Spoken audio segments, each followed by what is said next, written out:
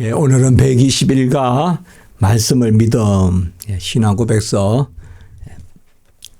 14장 2조입니다. 지난주에는 제가 이제 소요리 문답한다고 서울 은천교회 거기 교회 깜짝 놀랐어요. 오후 예배 그렇게 많이 모여서 그때 말씀 또 소요리 문답하는데 제가 최소한 한 20시간은 필요하니까 다음에 다시 불러라 그랬습니다. 제가. 너무 1시간 하라고 하는데 40분 시간이 있어서 40분 동안 뭘 어떻게 해야 될지요. 그래서 소요리 문답 전체 개관하고 또 그게 소요리 문답이 뭘 의미하는가 그런 이야기하고 지난주에 또 은혜롭게 잘 다녀왔습니다. 자, 오늘은 이제 뭘 믿느냐. 우리 사실 그리스도를 믿습니다. 그리스도를 믿는데 그리스도를 믿는 게 뭐냐? 믿음은 들음으로, 들음은 그리스도의 말씀으로. 그래서 우리가 사실상 뭘 믿느냐고 할 때 말씀을 믿는 것입니다. 뭘 믿느냐고 하는데 예수를 믿는 것입니다. 뭘 믿느냐고 할 때 삼위일체 하나님을 믿는 것입니다. 이 세 가지가 같이 있는 것입니다. 같이 있어요. 그리스도의 말씀. 그런데 나를 믿는 자는 아버지를 믿고. 그러니까 예수 그리스도를 믿는 것이 삼위일체 하나님을 믿는 거예요. 아무도 예수의 구원을 믿지 않고 삼위일체 하나님을 믿을 수 없습니다. 그런 것은 사변적 신학이라 그래요, 우리가. 머리를 써서 하나님이 삼위일체가 있다는 것을 다 판단해서 나는 삼위일체 하나님을 믿습니다. 그게 아닙니다. 예수 그리스도를 믿는데 그 예수 그리스도께서 바로 아버지의 보내신 자고 그래서 아버지와 나는 하나이니다. 그렇게 하지 않느냐. 아버지가 이제까지 일하시니 나도 일한다. 아버지와 내가 창세전에 가졌던 영광. 이 땅에 주신 예수님이 아버지에 대한 말씀을 계속한다고요. 너희는 이렇게 기도하라 하늘에 계신 아버지요. 그래서 성부와 성자를 알려주신다고요. 그리고 보혜사 성령. 내가 영을 부어준다. 이제 그래서 삼위일체 하나님의 신앙. 그래서 오늘은 말씀을 믿음. 이게 참 귀합니다. 성경을 닫아놓고 신앙 좋다는 사람이 있어요. 성경에는 먼지가 끼는데 믿음 좋다고 그래요. 그건 아니에요. 그건 거짓말이에요. 위험한 신앙이에요. 그거는. 우리는 말씀을 믿어야 돼요. 말씀을. 성경을 믿는 것이고. 자, 성도는 같이 봅니다. 시작. 성도는 하나님이 친히 말씀하시는 말씀을 믿고 그 명령에 순종하며 경고를 두려워하며 약속을 소망 가운데 받아들인다. 성도가 믿는 말씀은 칭의, 성화, 영생의 의가 오직 그리스도로 말미암는 언약에 있다. 잘 오늘 말씀했습니다. 성도는 말씀을 믿는데 그 말씀이 언약이다 이거죠. 그래서 에덴약, 새언약 혹은 구약, 신약, 언약이죠. 우리가 구약이란 말이 영어로 Old Testament이라면 옛 언약이라는 뜻입니다. 테스트먼트가 언약이거든요. 신약은 또 뭐예요? 새 언약.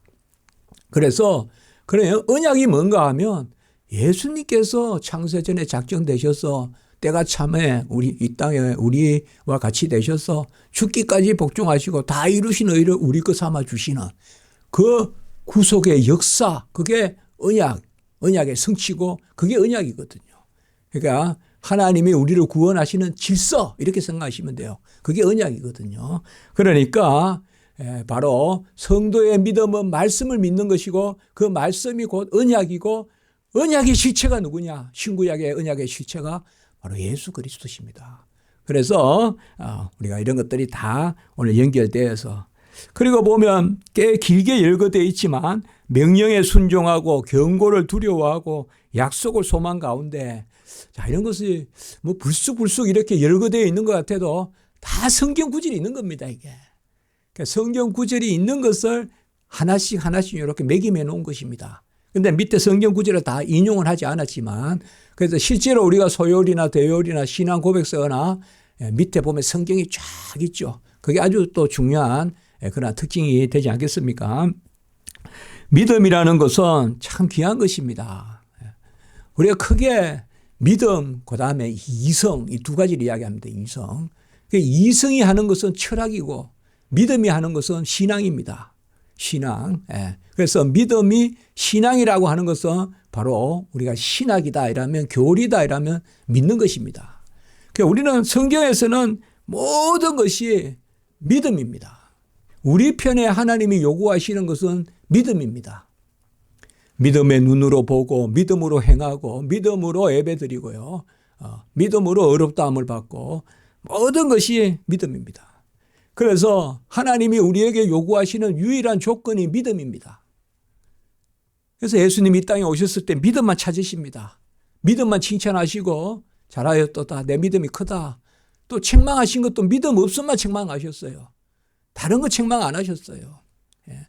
어떤 신분을 책망하시거나 어떤 게으름을 책망하시거나 예수님 그렇게 하지 않으셨어요. 어떤 학식 없음을 책망하시거나 그렇게 하지 않으셨어요. 예수님은 유일하게 믿음만 책망하셨어요. 그러면 믿음 없음을 책망하셨다. 그건 또 무슨 뜻일까요? 믿음을 주셨는데 왜 믿음 없냐? 하나님이 우리에게 찾으실 때는 주신 것만을 찾으시거든요. 그 믿음은 은혜의 선물입니다. 에베소 2장 8절에 구원의 은혜의 선물입니다.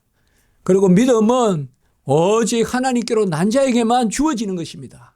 요한복음 1장 12절. 그렇기 때문에 이 믿음은 벌써 달고 와요. 바람이 수분을 달고 오듯이. 뭘 달고 오느냐? 지식을 달고 와요. 우리에게 믿음을 주시면요. 성령의 역사로 믿음이 주어지는 것이고 그 성령은 진리의 영이고요. 믿음이 우리에게 임하면요. 지식이 따라와요. 저 사람은 믿기는 하는데 아무것도 모른다. 그 말은 틀린 이야기입니다. 믿음에는 지식이 동반돼요. 믿음에는 지식이 동반됩니다. 그래서 믿음의 역사가 일어납니다. 믿음의 역사는 진리의 역사입니다. 진리의 역사예요. 그러니까 우리가 믿음이 자란다는 것이 그러면 뭐가 자라야 될까요? 말씀이 자라는 거예요. 진리가 자라는 거예요. 그러면 그 진리에 맺힌 그러한 역사들이 일어나요. 그게 지상에서는 은혜요. 천상에서는 상급이에요. 그게 그 말씀에 맺힌 그 열매들 그것이 바로 언약의 열매라는 거예요. 그럼 다 이야기한 거예요. 제가 지금. 다 그게. 이게 우리 성도의 생활의 기본이에요. 그래서 믿는다는 것은 말씀을 믿는 거예요. 그러니까 아멘, 아멘. 말씀보다 앞서가지 마라. 말씀보다 앞서가지 마라 이 말이에요. 그 말은 뭔가 하면 말씀을 받아들이라는 거예요. 말씀보다 앞서가지 말고. 그래야 다 보면 우리가 뭐 소위 단단한 것을 먹는다. 단단한 것을 먹도록 애쓰라 할 때는 바로 그런 겁니다. 달리 단단한 게 아닙니다. 저 사람은 도무지 실족할 게 없어요. 왜요? 모든 게 은혜니까. 모든 게 내가 앞장서지 않으니까. 모든 게 말씀이 앞장서니까.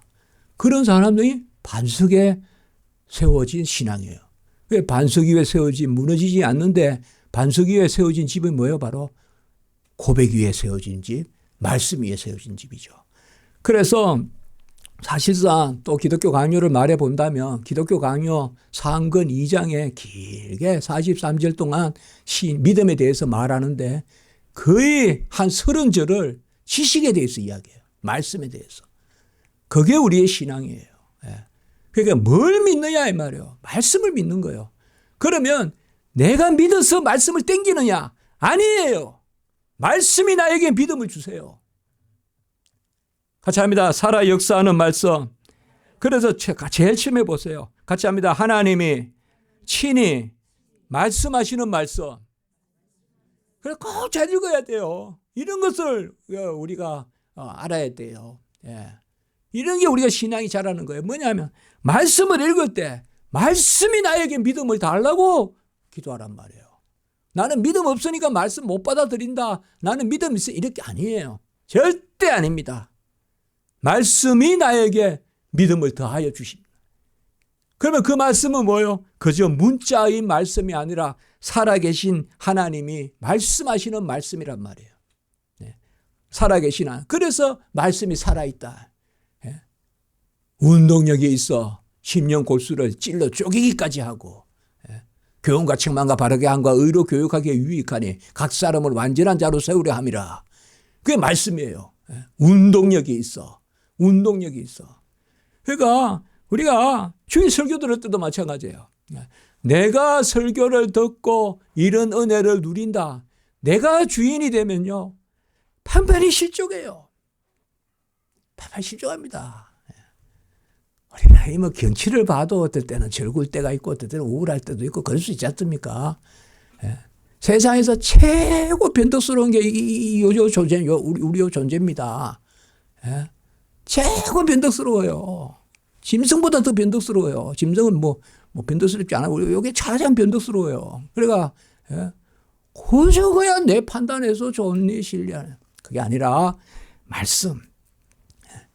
우리 고백신앙이 너무 귀한 겁니다. 고백신앙. 우리가 고백신앙이라고 하잖아요. 우리 고백신앙. 고백신앙은 뭔가 하면 받아들이는 신앙이거든요. 받아들이는. 같이 합니다. 믿음으로 말씀을 받아들인다. 받을 숫자 드릴 납작. 다시 한번 해볼까요? 믿음으로 말씀을 수납한다. 받을 숫자 드릴 납작. 참 좋은 말이잖아요. 받아들인다. 받아들인다. 수납한다. 이 말이에요. 이때 뭐냐? 말씀이 성령과 함께 역사해요. 그래서 말씀과 성령 이것이 바로 자전거의 두 바퀴와 같아요. 이게 이제 이게 성경의 가르침입니다. 그 성경의 가르침대로 믿는 게 우리 신앙이고요. 말씀과 성령. 성령 있는 곳에 말씀이 있고 말씀 있는 곳에 성령이 있다. 그래서 하나님의 말씀에 순종하고 경고를 두려워하는데 두려움 이것은 뭔가 하면 바로 하나님이 기뻐하시는 두려움. 거룩한 경건한 두려움. 같이 합니다. 경건한 두려움. 경건한 두려움을 우리가 경외라고 해요. 경외. 그러니까 이런 두려움은 나쁜 두려움이 아니에요. 딱 한 가지입니다. 두렵다. 그런데 하나님께 나아가는 두려움이에요. 이거는. 그게 잣대예요. 우리가 회개하잖아요. 하나님 두렵잖아요. 기도하러 나가잖아요. 그렇지 않습니까? 그건 경외예요. 근데 내가 하나님 앞에 하나님 제가 잘못했어요. 그러니 하나님 겁나서 저는 더 이상 도망갈래요. 그거나 경외가 아니죠. 그러니까 하나님은 우리에게 벌써 회개의 영을 주시고 내 마음에 옷을 찢는 것이 아니라 마음을 찢게 하시는 게 이게 벌써 은혜입니다. 은혜예요. 그 회개의 영, 회개의 달콤함, 회개의 비밀 이런 말을 쓰는 겁니다. 우리가. 회개의 달콤함이란 말이 있단 말이에요. 썬물과 단물이 함께 나온다. 가장 썬 눈물에 담 눈물이 섞여 나온다 이거죠. 그게 회개의 즐거움이거든요. 회개의 즐거움이거든요. 그러니까 이런 모든 것들이 경고를 두려워한다든지 이런 것도 다 믿음의 역사란 말이에요. 우리 안에. 믿음의 역사예요. 그러니까 간혹은 우리가 내가 나를 주장하지 말고 하나님이 좀 나를 은혜로 주장하시게끔 좀 나를 놔두란 말이에요.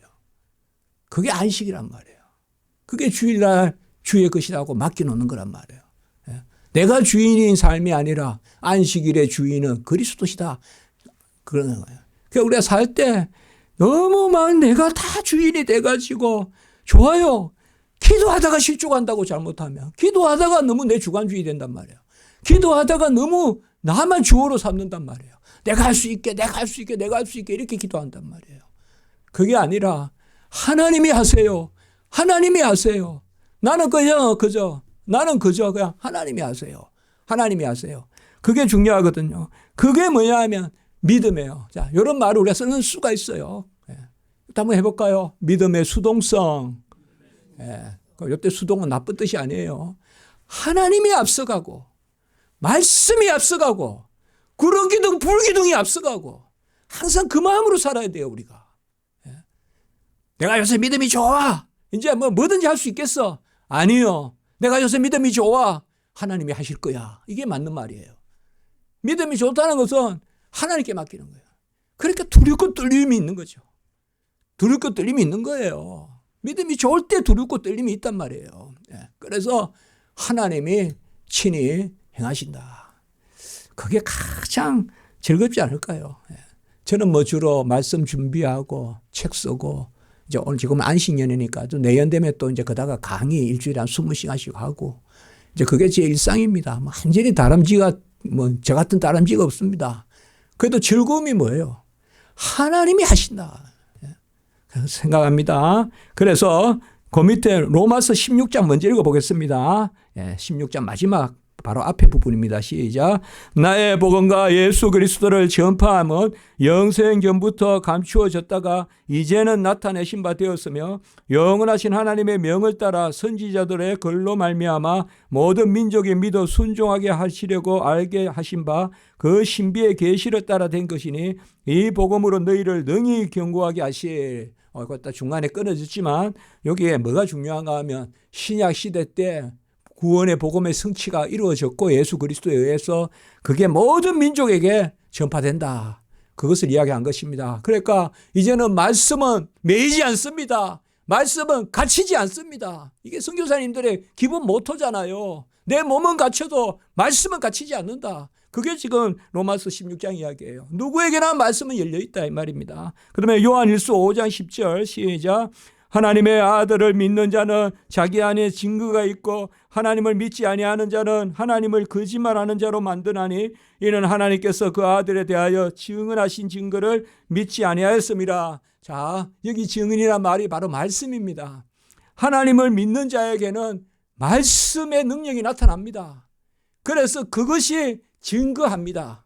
말씀이 증인이 됩니다. 우리의 삶에. 그래서 내가 증인이 되는 것이 아니라 내 안에 말씀이 증인이 돼서 내가 증인이 되는 것입니다.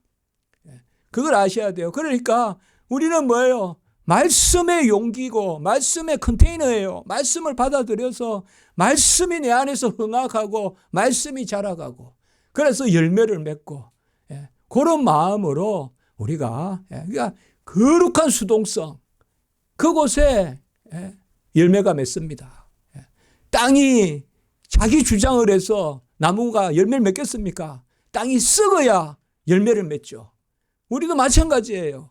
우리가 썩어야 그 땅에 그곳에서 나무가 자라고 뿌리가 내려서 열매를 맺지. 내 주장하고 내가 생생하게 살아있으면 아무 열매도 못 맺는 것이죠. 그것을 오늘 말씀하고 있어요. 그러니까 오늘 말씀에서 우리가 교훈을 얻는 것은 하나님께 의지하고 스스로 옳다 하는 바로 실족지 않는 자 오늘 이제 오후 예배로 또 하나님께 영광을 올리겠습니다.